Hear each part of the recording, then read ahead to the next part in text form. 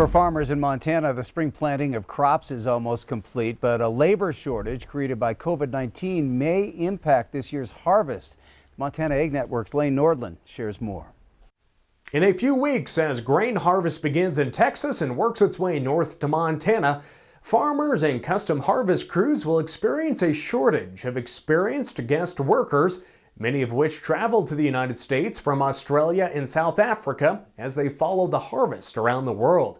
It's an issue that Montana Grain Growers President Vince Matson is watching closely.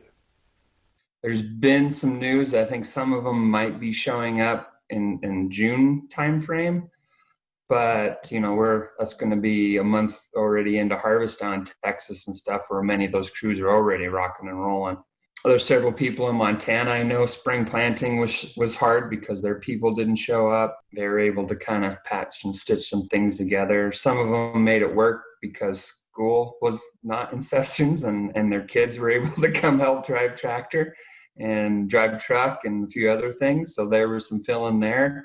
While COVID-19 has impacted the meat supply chain, the pandemic has had little impact on movement of grain.